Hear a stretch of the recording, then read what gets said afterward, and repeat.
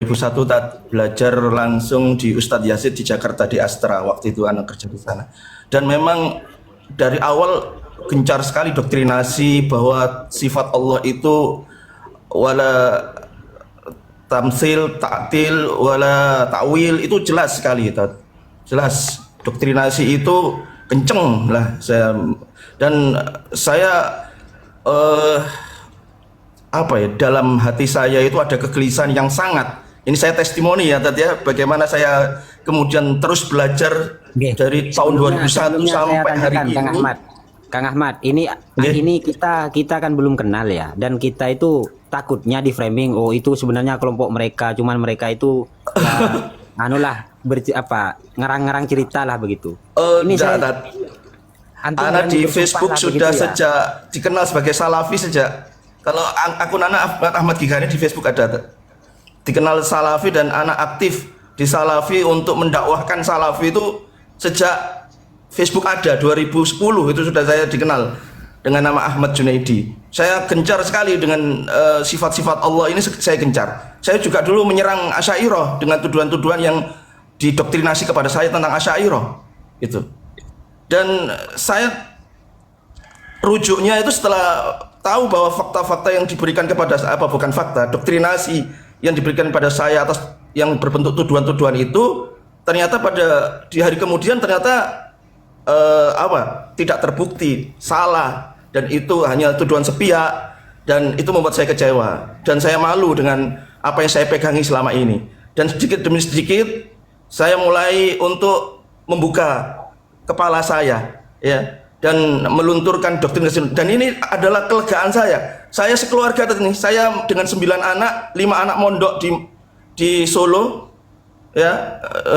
Anak saya baru lulus ini, 2 orang baru lulus dari MA Salafi ya. Jadi anak saya ganti ini semua, saya ajari semua, ayo nak, ayo mulai lagi, belajar lagi dari awal. Kita salah jalan, kita mulai berbenah, ayo kita hadap lagi masa depan dengan yang lebih baik. Kita lihat kaum muslimin dengan pandangan yang rahmah, yang mereka itu adalah kaum muslimin yang, ya Allah, yang ternyata mereka lebih paham tentang akidah daripada kita, dan itu Masya Allah ya, itu seperti itu. Jadi ana dikenal lah di kalangan mereka.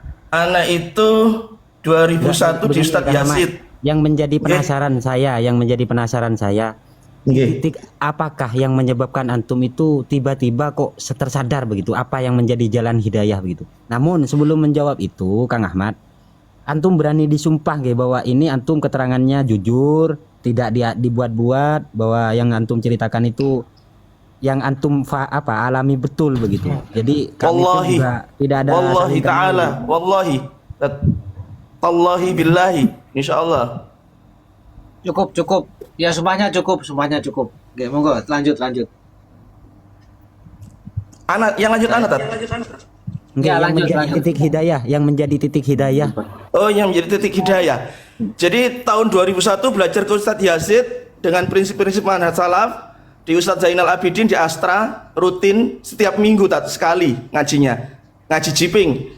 Kemudian saya memutuskan mondok 2003 di Abu Bakar As-Siddiq Surabaya dengan Ustadz murid Syekh Mukbil dari Yaman. Beliau mengajarkan yaitu tadi Kitab Tauhid, Syarah Syekh Shalih Fauzan, kemudian Ushulus Salasah. Saya juga belajar Kasyuf Syubhat di sana, selesai semua. Kemudian belajar ilmu alat, ilmu alat, Jurusul Lughah, kemudian Husorof, juga Tamsilah, Al-Tasilah, dan Jurumiyah, dan saya sempat ngajar Jurumiyah juga.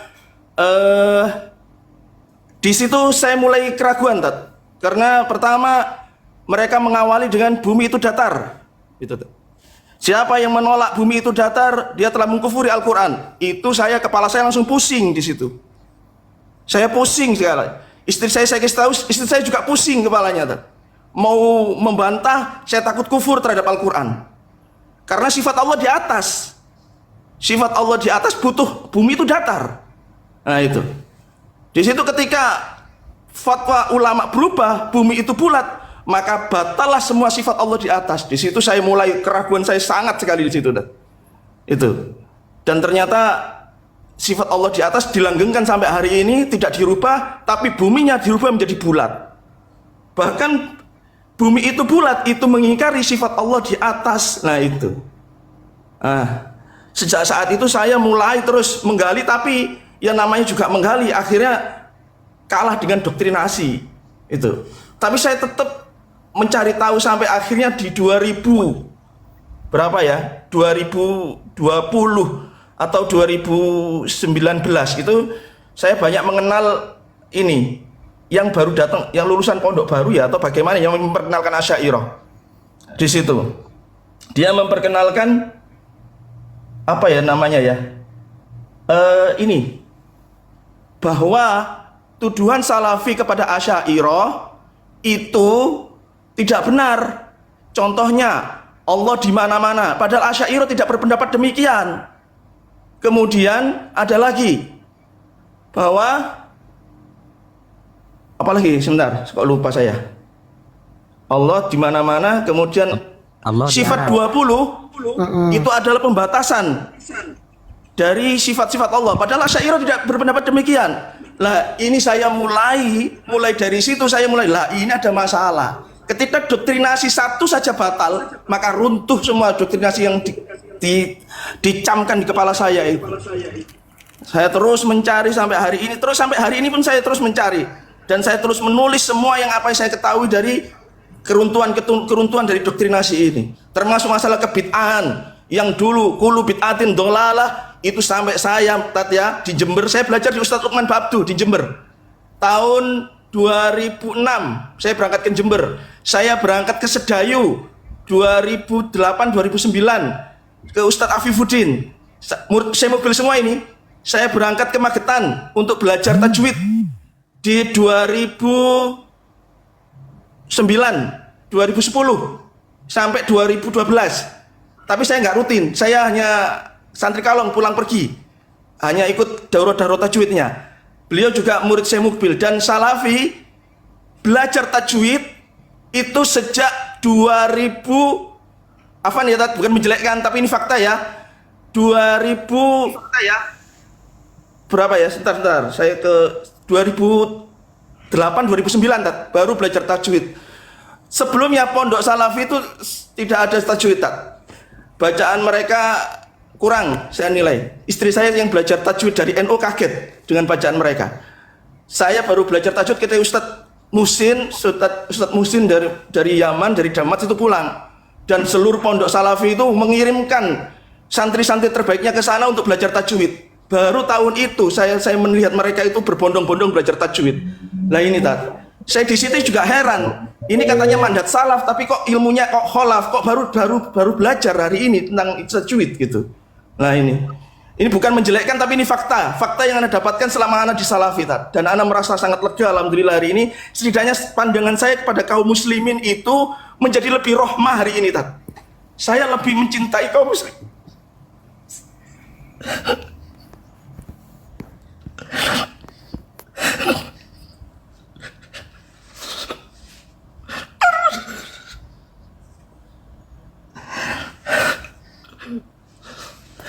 Anda bertobat kepada Allah atas sikap kerasan bahkan kepada keluarga Anda.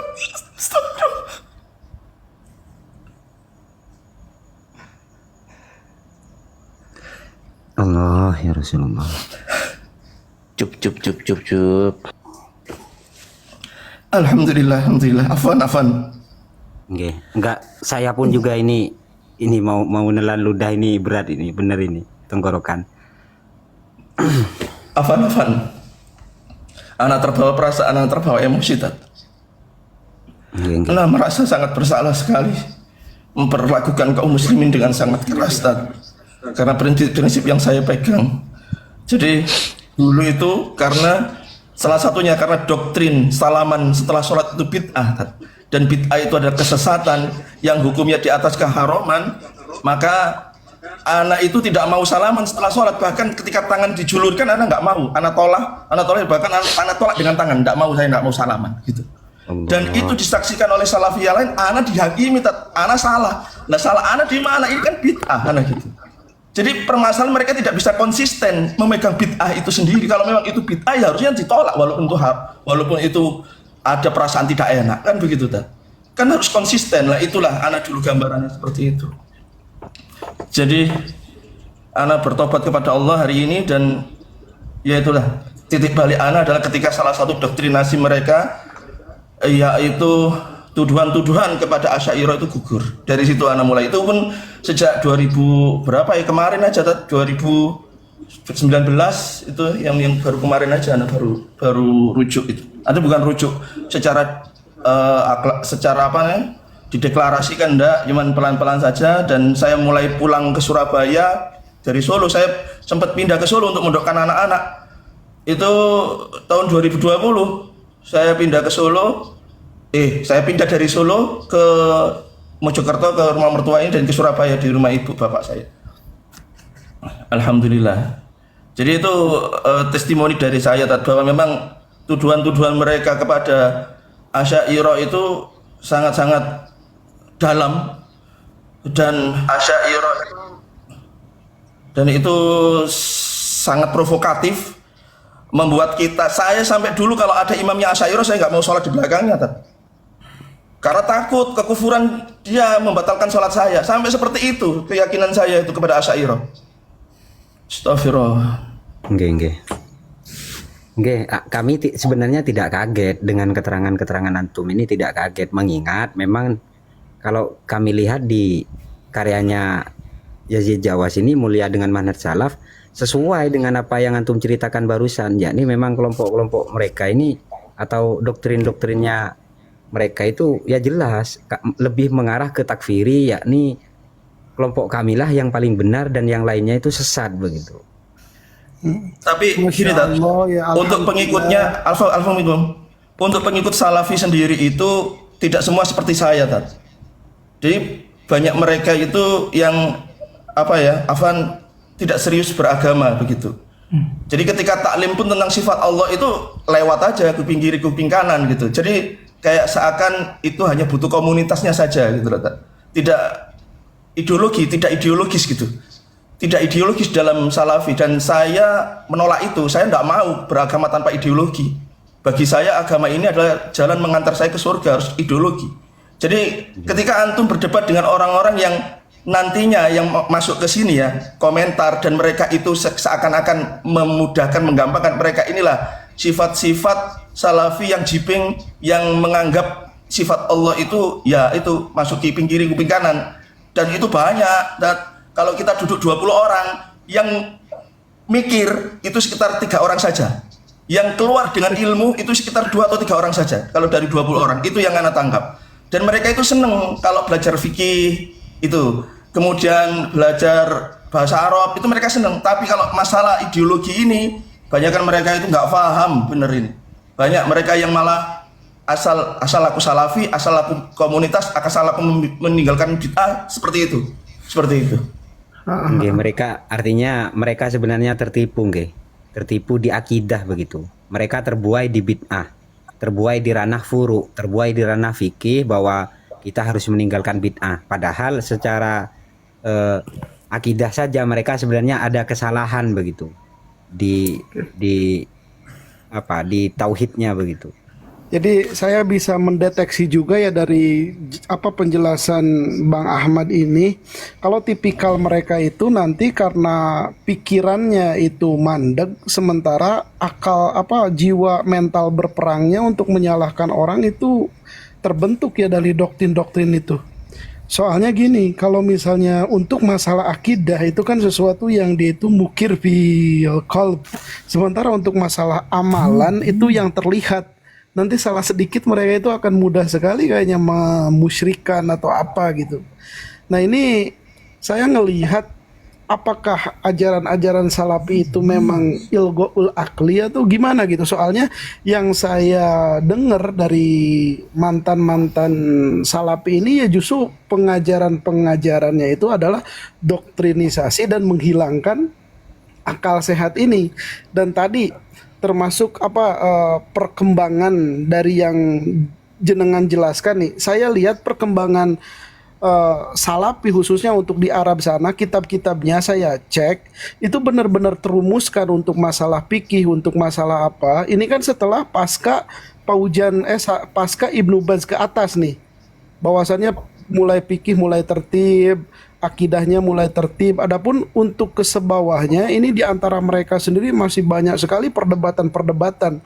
Yang saya ngelihat mereka ini Salafi Wahabi itu masih dalam konteks apa ya, kayak masih berkembang untuk pemahaman mereka sendiri yang ngaku-ngaku salaf gitu kurang lebihnya.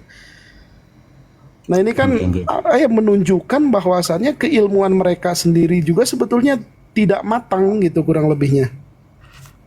Oke, justru saya ini ada tertarik di typing ini.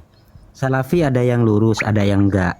Ikutnya Salafi yang enggak lurus mungkin Kang Ahmad ini. Afan.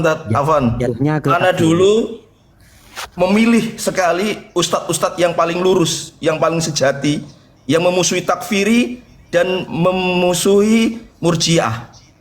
Saya ada di tengah-tengah, Salafi yang anti khawarij, anti murjiah. Ustadz saya, Ustadz Yazid, Ustadz Luman Ba'abdu, Ustadz Zainal Abidin, Ustadz Zainal Arifin, Ustadz Afifuddin, kemudian di Ustadz Dzulkarnain Makassar. Saya hijrah itu dari Jakarta, Surabaya, Jember, Sedayu sebentar, Magetan, paling lama di Solo 2012 sampai 2020. Itu saya, kalau saya dikatakan takfiri, saya paling getol untuk mentahdir takfiri. Kelompok Ustadz Abu Bakar Basir tulis semua di Facebook saat itu. Saya share semua peringatan tentang takfiri, bahkan tidak taat pada pemerintah saja dihukumi takfiri. Dan lucunya di Ngrenjeng itu, di Solo itu, di Ngrenjeng ya, itu ada yang membuat saya pindah itu salah satunya itu sudah ragu, tapi ada masalah lebih besar lagi di sana. Jadi gini, ada sebuah masjid awal dakwah dari Ustadz Ja'far Umar Tholib di sana. Itu Laskar Jihad di awal tahun 2000 99-2000. Itu ada masjid namanya Baitur Rahman. Itu ya di Ngrenjeng, pusat dakwah Salafi di Solo ini, karena di Solo itu ada beberapa firqah Salafi. Ada Salafi kelompok Ustadz Lukman Ba'abdu dan kelompok Ustadz Dzulkarnain. Dan ana ada di kelompok Ustadz Dzulkarnain yang di Ngrenjeng itu. Ada masjid peninggalan, ya bukan peninggalan, masjid peninggalan dakwanya Ustadz Ja'far Umar Tholib di sana. Nah, di situ ada dakwah, ada taklim, ada ya sholat berjamaah dan sebagainya. Ya luar biasa makmur masjidnya. Ada masalah Covid kemarin.